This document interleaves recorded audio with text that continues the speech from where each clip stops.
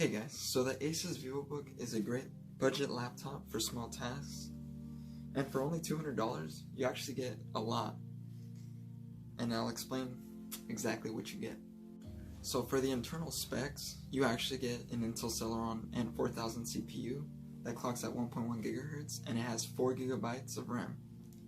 It also has 64 GB of storage, which isn't a lot, but you know, for $200 it isn't too bad. So the Asus Vivobook has a charging port, an SD slot for expandable storage or transferring files, an HDMI port, USB 2.0s on both sides, and it also has a USB Type-C connection, which is surprising for a budget laptop, and it's really nice to have. So the weight of this laptop is actually 2.2 pounds, with a height being 0.7 inches, which is actually really convenient, especially if you're a student going to college, or just have it and need to take it everywhere. This laptop is actually so small that my notebook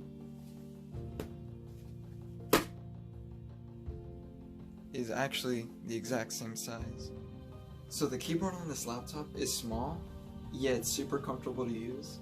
It's on a $200 laptop, but it actually feels really nice. I wouldn't say high quality, but it does the job and it does it really well. But the touchpad on this laptop is absolutely terrible. It feels really cheap and like it's about to break, so I just use a mouse instead. It also has an 11.6 inch 1366 by 768 resolution HD display, which, you know, it actually looks really nice for such a small laptop, but the viewing angles on it are terrible. It just doesn't look good from just a slightly different angle. And it gets pretty bright, so you can use outside, which is nice and handy.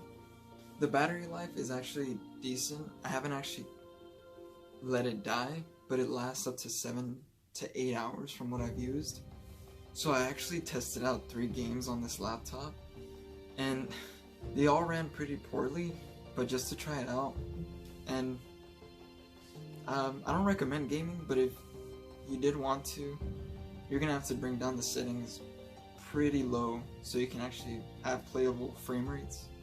But I mean, it's a $200 laptop. When I tried loading up Minecraft, it took about 2 minutes so I can actually start using the menu because it was stuck. But I got in the game and it actually rendered the terrain really fast, which was surprising. I also tried World at War, which was surprising, but the resolution was at 640 by 480, and the settings were at the lowest, but I got around 35 to 45 frame rates, which isn't bad. You can play it if you really wanted to. I wouldn't recommend it because it looks so bad, but it's there. The last game I tried was Gary's Mod, and it ran really well. I was able to play it at 800 by 600 at lowest settings, and I got a frame rate around 45 to 60, but it got down to like 35 when I started viewing a lot of the terrain, but it's definitely playable.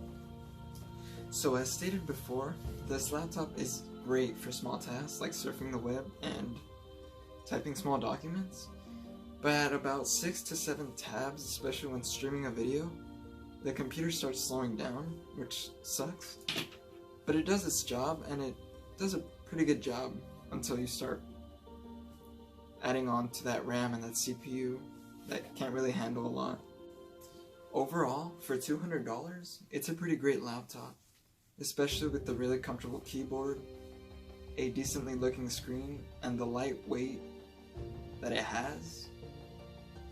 It'll do the job just fine if you can handle slower times than a regular computer.